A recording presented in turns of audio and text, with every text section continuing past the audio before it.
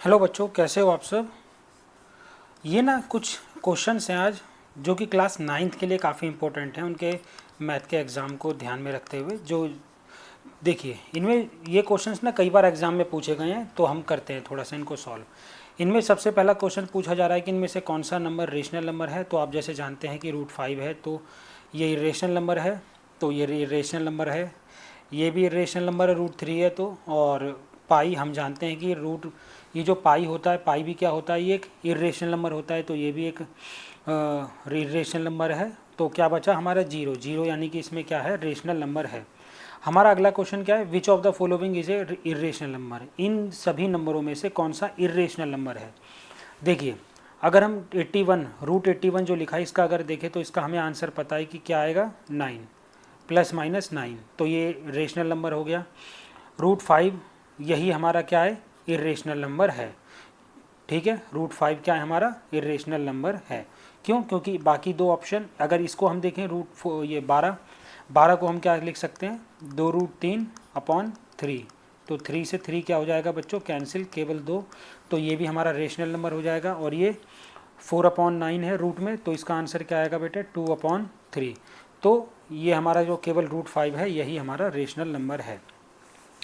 ठीक, अगला क्वेश्चन अगर हम देखें, ये क्या कह रहा है, ये हमसे कह रहा है कि x की वैल्यू हमें दी हुई है, ठीक है, और हमें 1/x की वैल्यू निकालनी है। देखिए, अगर हमें x की वैल्यू क्या दी हुई है, 2 + √3, ठीक है, और हमसे क्या पूछ रहा है, 1/x की वैल्यू।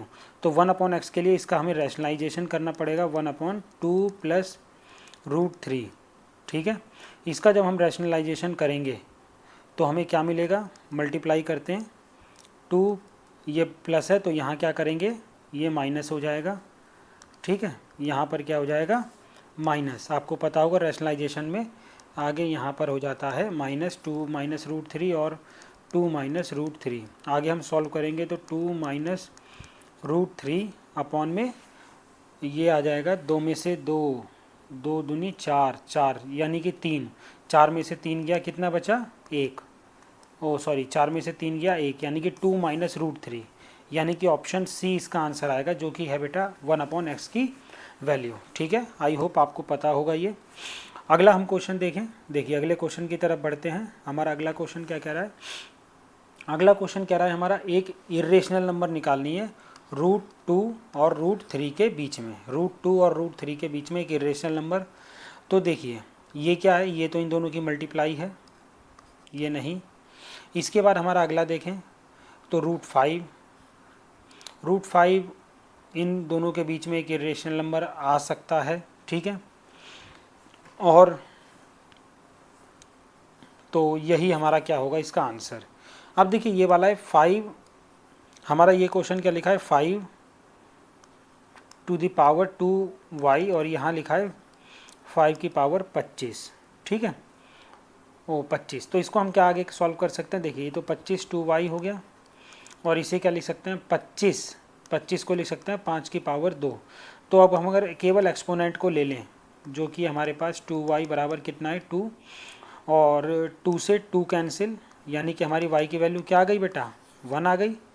अगर हमारी y की वैल्यू 1 आ गई और हमसे पूछा है 5 - y की वैल्यू, तो इसको रेसिप्रोकल करना पड़ेगा हमें, इसको इसका वो करने के लिए, ठीक है। तो हमारा इसका आंसर क्या आएगा, 1/5, यानी कि ऑप्शन डी। इसकी अगर हमें ये जो 1 आया इसका वो पावर आई है, पावर को अगर हम रेसिप्रोकल करें, वो पावर को अगर हमें चेंज करना है प्लस से माइनस में, तो हमें उस नंबर का बेस का रेसिप्रोकल करना पड़ेगा, जो कि हमने कर दिया। बढ़ते हैं अगला क्वेश्चन हमारा। ये क्वेश्चन कह रहा है कि √6 की अगर √8 में करी तो बेटा आप जैसा जानते हो 6 की 8 में करी तो 48, और रूट ज्यों का त्यों लग गया, ठीक है।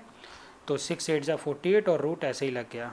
अगला है the decimal expansion of the number √3 is, √3 का डेसिमल एक्सपेंशन क्या है, ठीक है। देखिए, इसको अगर मैं आपको समझाऊं कि √3 का डेसिमल एक्सपेंशन क्या है, तो एक तो है नॉन टर्मिनेटिंग, इसको आप इसका डेसिमल एक्सपेंशन ना तो डेसिमल के बाद कटेगा पूरी तरीके से, नॉन टर्मिनेटिंग और नॉन रीअकरिंग, ठीक है बच्चों। तो non terminating and non recurring, ये हमारा इसका डेसिमल एक्सपेंशन है।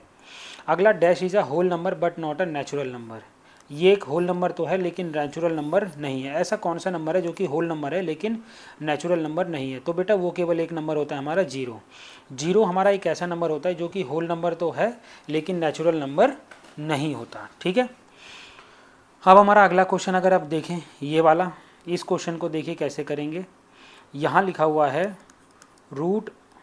Under root 81 to the power 0.50। 0.50 को क्या लिख सकते हैं बच्चों? पहले इस 81 को लेते हैं। 81 क्या होता है?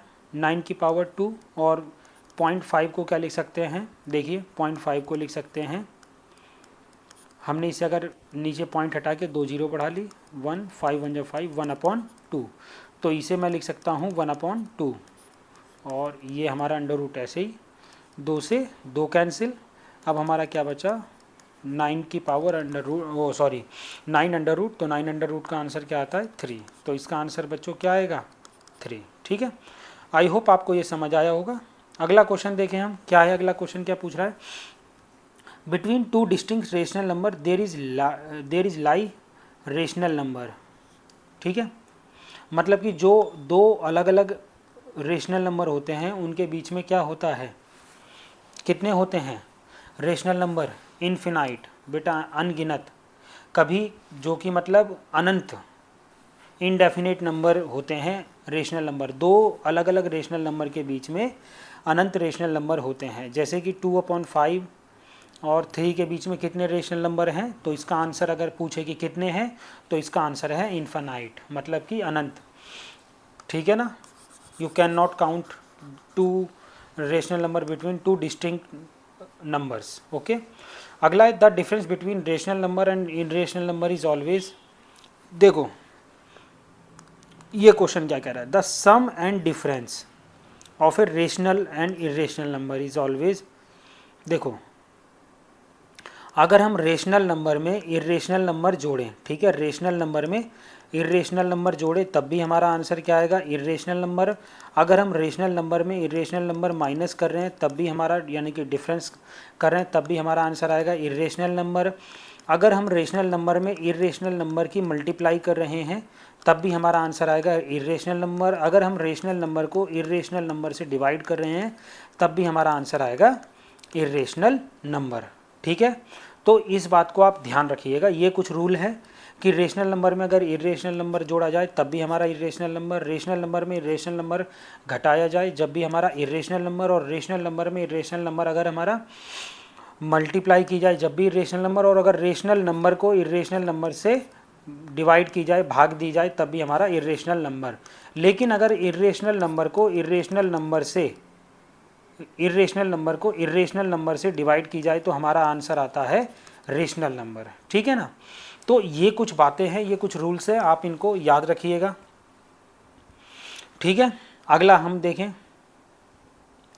Find a rational number between. देखिए ये क्वेश्चन, इस क्वेश्चन को देखते हैं 13 क्वेश्चन, काफ़ी इंपॉर्टेंट क्वेश्चन है बच्चों ये वाला।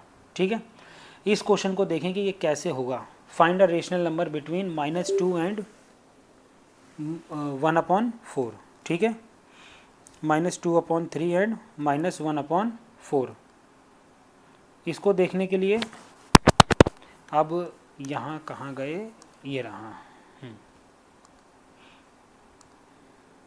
देखिए इस वाले नंबर को बताता हूँ मैं, -2/3 और 1/4, इनके बीच के कितने निकालने हैं? एक रैशनल नंबर। तो ये तो बेटा इसके लिए हम सबसे पहले क्या करेंगे ना, ये जो डिनोमिनेटर है हम इसको ज़रूर इक्वल करेंगे। इसको हम इक्वल कैसे कर सकते हैं?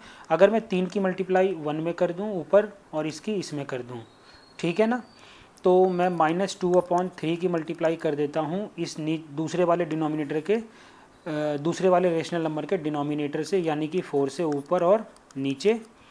2 4 जा 8 माइनस और 3 4 जा 12।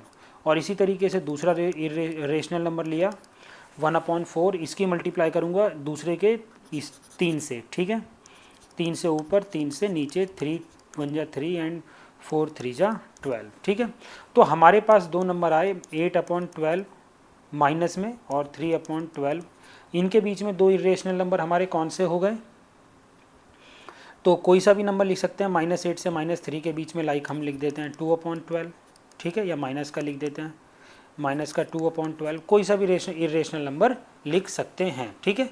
आई होप ये भी आपको समझ आया होगा। और अगर आपको कोई भी इसका आंसर सॉल्यूशन कॉपी करना है तो आप वीडियो को पॉज करके कॉपी कर सकते हैं, ठीक है। आप बढ़ते हैं हम अपने अगले क्वेश्चन की तरफ, ठीक है। और अगर आपका मन ही नहीं कर रहा कॉपी करने का तो आप स्क्रीनशॉट ले सकते हैं उस सॉल्यूशन का, लेकिन मेरा बच्चों मानना है कि आप इन क्वेश्चंस को समझने के बाद एक बार सॉल्व ज़रूर कीजिएगा, तभी आप पेपर एग्ज़ाम तक याद रख पाएंगे, वरना क्या होगा ना, ये सारी चीज़ें आप भुला देंगे, ठीक है। अगला क्वेश्चन देखते हैं। हमारा अगला क्वेश्चन है express 0.7 in the form of P/Q। 0.7 को हमें, ऊपर बार है, 0.7 को हमें P/Q के रूप में लिखना है। देखिए कैसे करेंगे, बड़ा प्यारा क्वेश्चन है। इसके लिए सबसे पहले हम इसे मान लेते हैं कि x की वैल्यू मान लेते हैं, x इसको मान लेते हैं, x बराबर 0.777, ठीक है। इसको मैं इक्वेशन 1 नाम दे देता हूँ, ठीक है। क्या नाम दे देता हूँ, इक्वेशन 1। अब क्योंकि 7 के ऊपर बार है तो मैं 7 को चाहे एक बार लिखूँ, चाहे 2 बार या 10 बार, कितनी बार भी, क्योंकि मुझे पता है कि ये जो 7 है क्या है, ये यहाँ पर इन्फिनाइट टाइम्स है। अगली चीज़ सुनिए बच्चों, अगली जो चीज़ है वो क्या है कि इसमें मुझे क्या करना है। अब ये दोनों तरफ देखोगे एक नंबर है जो कि क्या हो रहा है, बार बार रिपीट हो रहा है, ठीक है। और वो कौन सा नंबर रिपीट हो रहा है, 7। तो एक डिजिट है तो इसको मैं क्या लिख सकता हूँ, multiply by 10 from both side.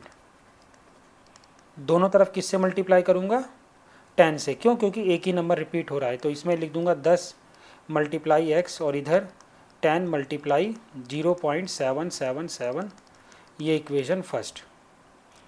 अब 10 की x में करी 10x और 10 की, देखो यहाँ पर बस पॉइंट के बाद जो ये नंबर है ना, ये पॉइंट एक डिजिट आगे चला जाएगा बस, 7.777, ये इक्वेशन कह देते हैं हम सेकंड है। अब ये इक्वेशन सेकंड में से इक्वेशन फर्स्ट को घटा देता हूँ, इक्वेशन फर्स्ट को, जो इक्वेशन फर्स्ट है मेरी x बराबर 0.777, इसके नीचे मैंने इक्वेशन फर्स्ट रख दी, माइनस करते हैं साइन चेंज करके, 7 में से 7 सब में किया तो 0 आएगा, 7 में से 0 गया 7 और इधर 10 में से 1 गया x, तो कितना बचा 9x, और इधर x, और इधर जब दूसरी तरफ इससे ले जाएंगे तो ये डिवाइड का हो जाएगा, यानी कि ये 7/9। तो 0.7 के PQ फॉर्म क्या है, 7/9 बार, ठीक है। तो आपको ये भी समझ आया होगा क्वेश्चन, ठीक है, उम्मीद है। बढ़ते हैं, चलिए अगले क्वेश्चन की तरफ। अगला क्वेश्चन, ठीक है, अभी एक काम करते हैं कि इसको यहीं पर रोकते हैं और इसका ना दूसरा पार्ट में अभी कुछ ही देर में अपलोड करूँगा, ठीक है, और आप उसको भी पूरा देखिएगा, ठीक है ना।